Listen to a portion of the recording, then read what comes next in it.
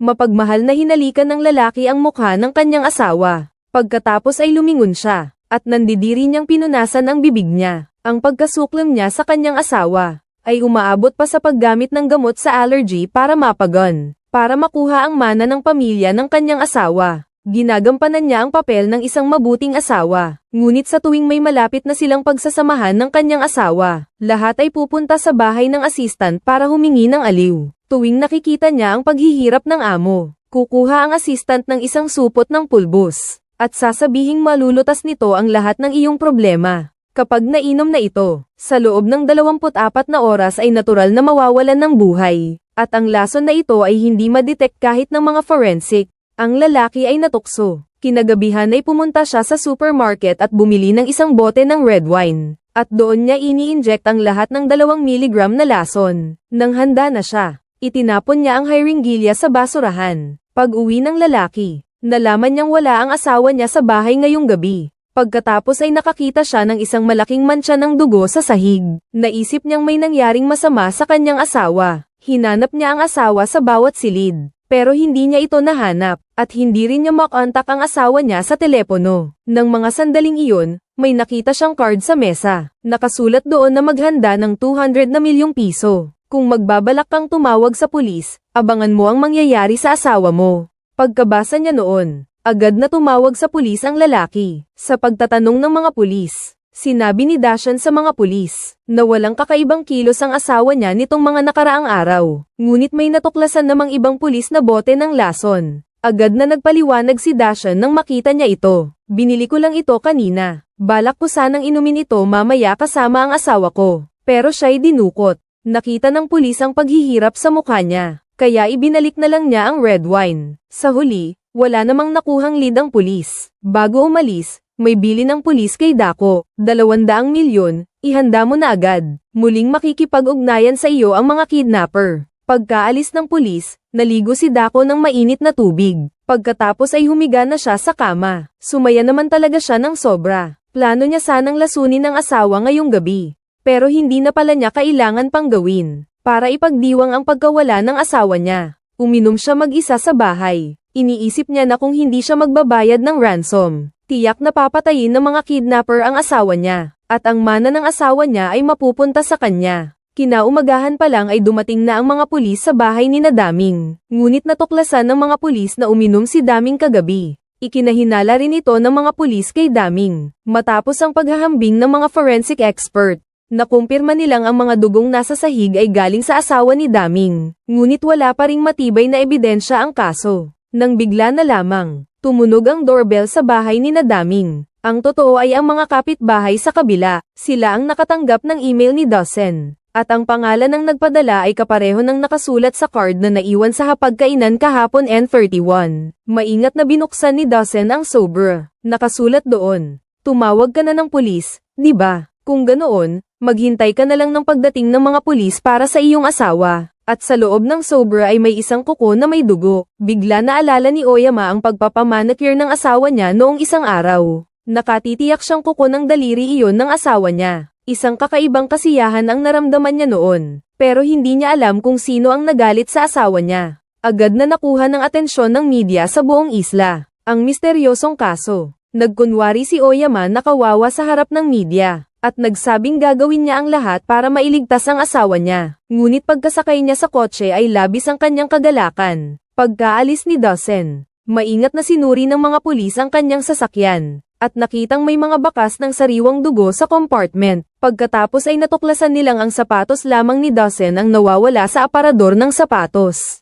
Kinabukasan, nagkita ulit sina Dawson at ang kanyang assistant. Akala nila, kapag pinatay na ng mga kidnapper si Dawson, magkakasama na silang dalawa. Maaari ring mamanahin ni Dashan ang mga ari-arian ng asawa. Magiging mayaman at sikat din ang maliit na katulong. Ngunit hindi pa sila nagtatagal sa pagiging masaya. Ay tinawag na si Dashan sa himpilan ng pulis. May ipinakitang litrato ang pulis ng isang pares ng sapatos pang takbo.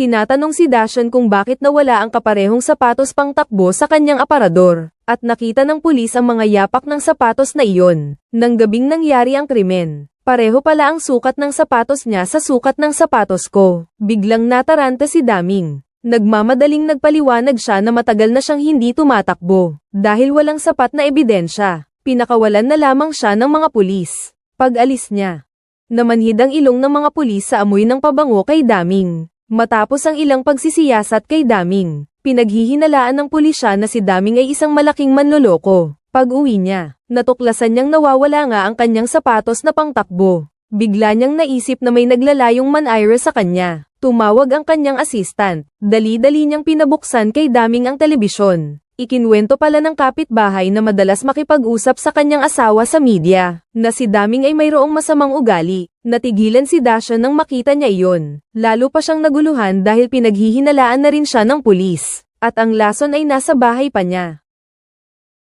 Hindi mo ba sinabi na hindi ka nahuli? Ano ba to?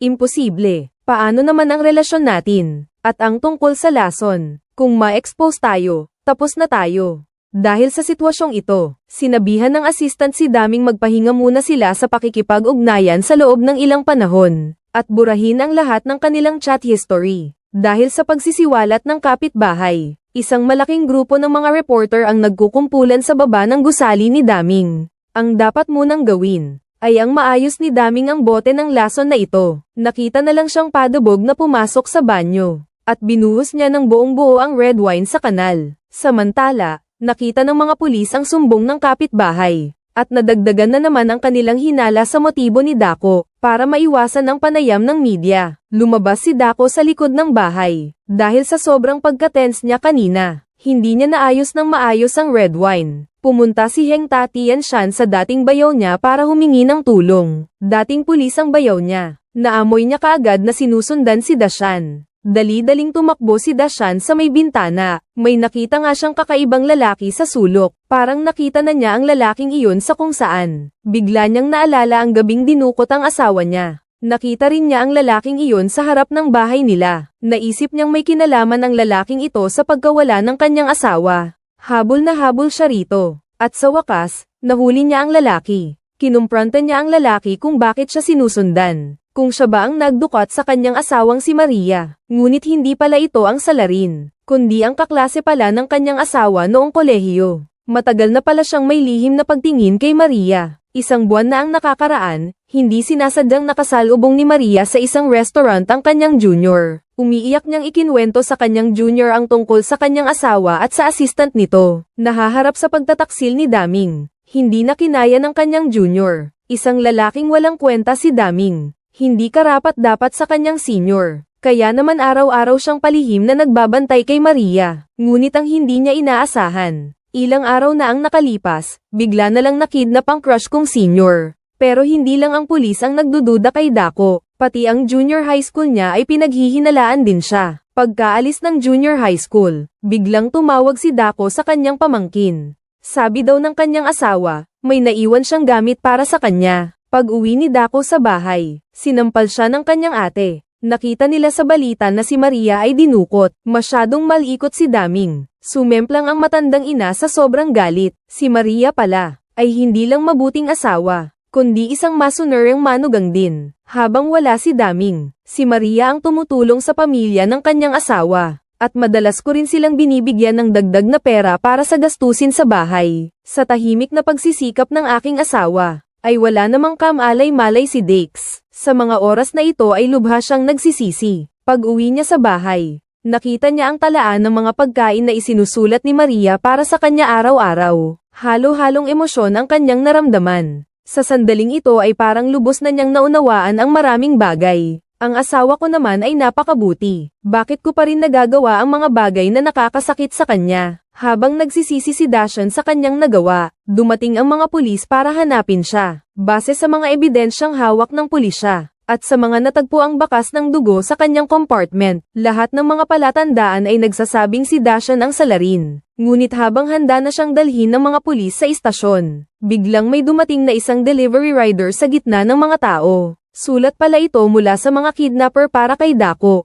Binuksan niya ang sobra. Isang CD pala ang laman. Binuksan ni Dako ang telebisyon. Nakita niya ang video ng pagdukot sa kanyang asawa. Samantalang sa kabilang telebisyon, ipinapalabas ang panawagan ni Dako kanina. Sa huli ng video, hinihingi ng mga kidnapper na Maghanda sila ng 200 na milyong piso sa loob ng 3 oras. At ihatid iyon sa itinakdang lugar. At si Daming lang ang pwedeng pumunta. Kapag may pulis na nakialam, patay ang bihag. Nang makita niyang buhay pa ang asawa niya, dali-dali siyang lumabas ng bahay. Ipinaalam ko na ang magandang balitang ito sa media. At agad din naman, sa tulong ng pulisya at ng mga mamamayan, nakakalap ng 72 na bilyong piso sa loob lamang ng 2 oras. Samantala, ang maliit na katulong naman, nang makita ang pagsusumikap ni Daming iligtas ang kanyang asawa, lubos siyang nadismaya kay Daming. Nang handa na ang lahat, sinuot ng mga pulis kay Daming ang locator at headset. Dinala niya ang 200 milyong yen sa lugar na itinakda ng mga magnanakaw. Pagdating niya roon, may narinig siyang tunog ng pagtulo mula sa basurahan. Pinalitan pala ng mga kidnapper ang lugar ng transaksyon. Sa isang baseball field, 10 kilometro ang layo, wala siyang nagawa kundi dalhin ang pera sa bagong lugar. Sinabi ni Oyama sa pulis ang tungkol sa pagbabago ng lugar ng mga magnanakaw. Pero pagdating niya sa baseball field, narinig na naman niya ang tunog ng alarm clock. Hindi inaasahan ni Dasha na binago na naman ng mga magnanakaw ang lugar ng pagpapalitan. Dalhin ang pera sa pampang ng lawa, 20 kilometro mula rito, sa loob ng 30 minuto. Para mailigtas ang kanyang asawa, wala siyang nagawa kundi sumunod. Agad na nagtungo si Dashan sa pampang ng lawa dala ang 200 na milyong piso. Ngunit walang kahit sino man ang naroon. Ang hindi niya inaasahan ay hindi pala lalabas ang mga magnanakaw. Sa halip, isang drone ang lumipad papalapit mula sa malayo. Maayos na lumapag ang drone sa lupa. Napahanga ang mga pulis sa ginawa ng mga magnanakaw. Tuluyan nang namamangha ang mga pulis sa tulay. Inutusan ng mga magnanakaw si Daitan na ilagay ang lahat ng pera sa lambat. Ngunit inutusan naman ng mga pulis si Daitan na ilagay din ang kanyang smartwatch na may GPS. At sa ganun, lumipad na ang drone na may dalang 200 milyong yen at ang smartwatch na may GPS. Habang ang ibang mga pulis naman ay patuloy na naghahabol gamit ang GPS. Sa huli, lumapag ang drone sa isang pampublikong parke. Mukhang dumating na rin ang taong susando sa kanya. Nakita ng mga pulis na tama na ang panahon. Diretso nilang inaresto ang lalaki. Pero ang hindi nila inaasahan, ang 200 milyong pisong cash sa loob ay naging papel na lang. Halos maduraj sa galit ang mga pulis. Naniniwala sila na pinagpalit ang pera habang dinadala ni Dako, at umamin naman si Dako, noong nasa field pa. Inutusan ng mga kidnapper si Dawson na palitan ang bag ng pera. Kung hindi niya gagawin ang hinihingi, hindi na niya muling makikita ang kanyang asawa. Sinisi ng pulis si Dawson kung bakit hindi siya nagpaalam agad. Pero may nakatanim na pala na listening device ang mga magnanakaw sa relo. Nang bumalik ulit ang pulis sa field, nadiskubre nilang nawala na rin ang 200 na milyong piso. Lalo nang nagduda ang mga pulis na kasamahan din ni Dako ang magnanakaw. Nakuha na ang hinihinging ransom ng mga magnanakaw. Pero gabi na,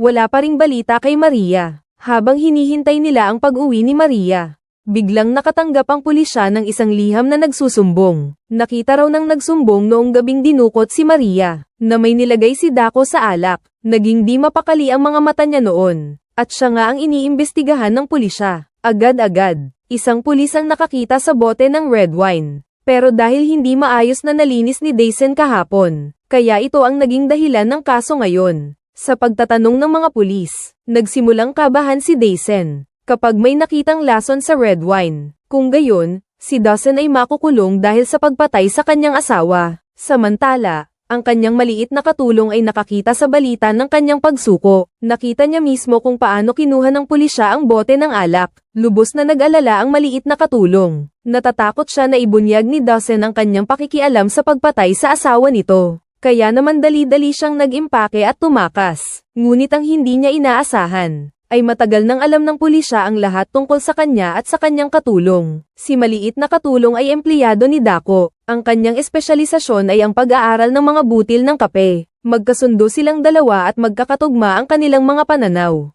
Unti-unti, si maliit na katulong ang naging responsable sa operasyon ng buong coffee shop. Noong panahong iyon, gustong magpaliwanag pa ni Dako, ngunit hindi niya inaasahan na mayroon ng ebidensya ang pulisya. Nakuha na pala ng pulisya ang record ng pagbili ni maliit na katulong ng mga ipinagbabawal na gamit online. Si Dako ay nagulat at nataranta. Ngunit sa oras na iyon, hinala lamang ng pulisya, at wala pang matibay na ebidensya. Kaya pansamantalang ligtas si Dako. Samantala, ang assistant naman ay kakalabas lang ng bahay, nang bigla siyang palibutan ng maraming reporter. At kumalat na rin sa internet ang mga malapit nilang larawan ni Dako. Hindi niya alam ang gagawin. At ang gusto niya lang ay makatakas agad. At saka naman dumating ang mga pulis. May malaking kinalaman siya sa pagdukot kay Maria. Agad na dinala ng mga pulis ang assistant. Kapag may lason na matagpuan sa bote ng alak, makukulong ang assistant. Hindi niya akalain na ang kanyang katalinuhan ang siyang magiging dahilan ng kanyang pagkakaaresto. Magdamag na iyon. Wala pa ring balita sa asawa. Pinapanood ni Dako ang video ng kasal nila. Lubha siyang nanghinayang sa kanyang sarili. Sa oras na iyon, nahihiya na siyang humarap sa kanyang asawa. Pinili niyang magpakamatay para makapagbayad ng kasalanan. Dahan-dahan siyang umakyat sa upuan. Pinakinggan niya ang mga pangakong binitiwan niya sa kanyang asawa sa video. Sa huli, nagtipon ng lakas ng loob si Dako.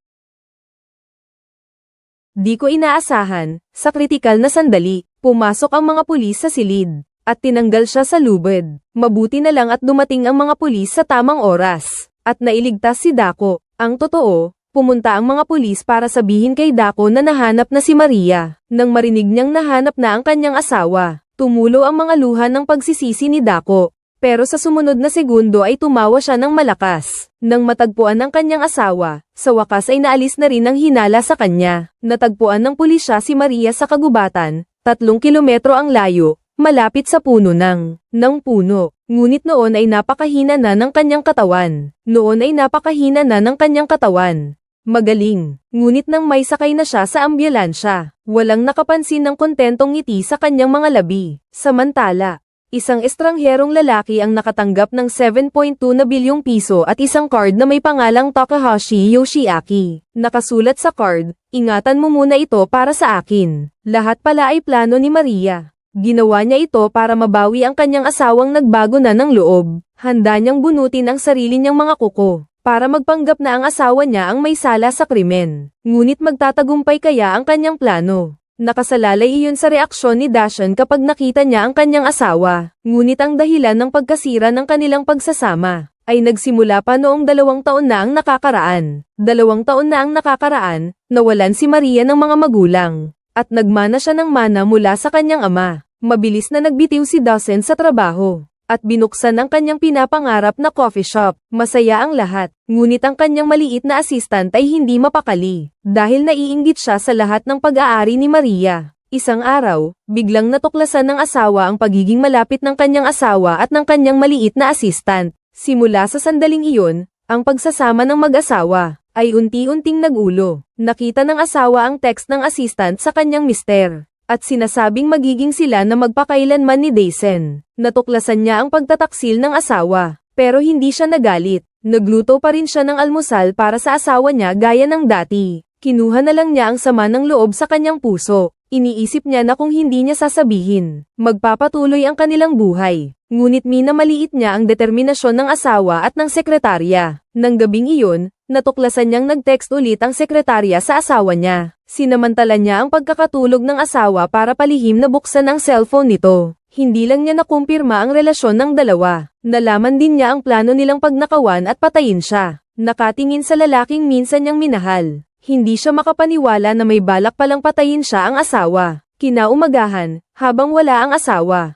lihim na kinopya ang susi ng asawa. Pagkatapos ay palihim siyang pumasok sa bahay ng assistant. Nag-install siya ng isang aparato para makinig, para makalakam ng ebidensya ng krimen ng asawa. Nag-install din siya ng isang aparato para makinig sa sarili nilang bahay. Sa huli, ang plano ng asawa at ng assistant ay narinig lahat ng asawa. Narinig niya ang nakakatakot na tawanan ng assistant at ng asawa. Nanghihina siyang napaupo sa gilid ng kalsada, at tumulo ang mga luhang puno ng kalungkutan. Sa sandaling iyon, ipinangako niya sa sarili na pagbabayaran ng kanyang asawa at ng sekretarya nito ang ginawa nila. Alam niyang hindi niya kayang isagawa ang kanyang napakalaking plano. Kaya naman sinadya niyang makasalubong ang kanyang crush na junior sa kalye. Ikinwento niya ang kanyang pinagdaanan sa huli. Nakita ng kanyang junior na matagal na niyang lihim na iniibig kung gaano siya kasawsawa. Agad na pumayag ang kanyang junior sa kanyang kahilingan. Pinakinggan muna niya ang kanilang usapan sa baba ng gusali ng assistant. Ilagay mo ito sa red wine.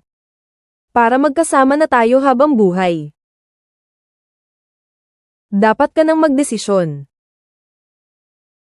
Nang malaman ni Maria na paglalaroan siya ng kanyang asawa ngayong gabi, sinimulan na niyang gawin ang crime scene. Kumuha muna siya ng 250 mg ng dugo, muli niyang iniwisik ang dugo sa sala. Pagkatapos, sinuot niya ang sapatos ng asawa, size 45, at sinadyang tapakan ito para mag-iwan ng marka. Naglagay pa siya ng bag sa saksakan. Nang handa na ang lahat, tahimik siyang naghintay sa pag-uwi ng asawa. Narinig niya ang boses ng asawa na nag-aalala sa kanya. Nangiti siya ng may kasiyahan, ngunit nang makita ng asawa ang nakasulat sa card, ang halos na pagkabaliw na saya ay biglang nagsiwalat ng pangit na ugali ng lalaki. Dahil dito, tuluyan na siyang nawalan ng pag-asa sa kanyang asawa. Gusto niyang lumuhad ang asawa sa harapan niya at magsisi. Kalmado niyang kinuha ang pliers. Tinutok niya ito sa kanyang singsing na daliri, at bigla na lang niyang hinugot ang kanyang kuko pati ang ugat nito, at inilagay ito sa sobra at ipinadala sa kanilang bahay. Pagkatapos, pinatungan niya ng dugo ang sasakyan ng kanyang asawa. Sa ganoon, iisipin ng pulisya na ang asawa niya ang may gawa. Pagdating sa pag-arte, hindi mapapantayan ni Dasha ng kanyang asawa. Sa harap ng media, ipinakita niya ang anyo ng isang huwarang asawa. Pero iniisip ni Maria, ang galing mong umarte. Sisibayan kita hanggang sa huli. Lihim na nag-record siya ng video kung saan siya nakakulong. Sinadya niyang ipaalam sa kanyang asawa na buhay pa siya. Nang maalala niya ang lahat ng sakripisyo ng kanyang asawa para sa kanya, nakaramdam si Dasha ng matinding hiya. Para mailigtas ang kanyang asawa, hindi niya ininda ang kanyang pagkapahiya at nagsimulang mangalap ng pera saan man. Dumating na ang oras ng pagpapalitan ng pantubos. Sinunod nga ni Dasha ng bilin. Lihim niyang inilagay ang supot ng pera sa itinakdang lugar. Sa sandaling ito, naramdaman niya na sa paningin ng kanyang asawa, ang kanyang buhay ay mas mahalaga pa sa 200 na milyong piso. Naluha siya sa sobrang pagkaantig. Naniniwala siyang mahal pa rin siya ng kanyang asawa. Gusto niyang makipag-ayos sa asawa niya. Kailangan munang maayos ang problema sa assistant niya. Pagkatapos ay inilabas niya ang mga malalaswang litrato nilang dalawa sa internet. Agad na naging mitya ng kaso ang assistant. Lahat ay tinuturo siya. Sa oras na ito, naisip ni Maria na siya na ang dapat umaksyon. Pinagpapalo niya ang kanyang kaklase ng bato para mawalan ng malay. Tapos saka siya tatawag ng pulis.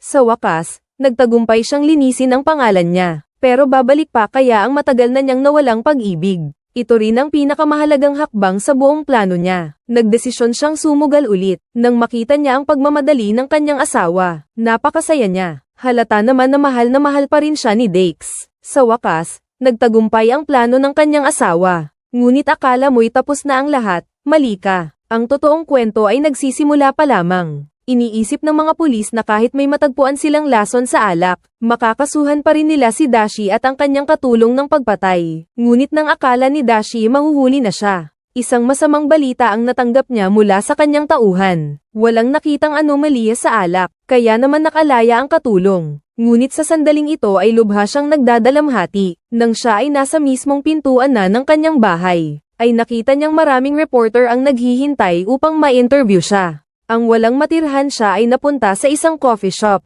at nagluto ng isang mangkok ng pansit para sa sarili. Naisip niya na si Dako ay kasama ng kanyang asawa sa mga oras na ito. Lubha siyang nagdadalamhati. Ang lalaki at ang pera ay walang nakuha. Lalo siyang nagalit. Nakakainis. Sa sandaling iyon, sinumpaan niya sa kanyang sarili na kukunin niya ulit ang mga nawala sa kanya, at muling maangkin.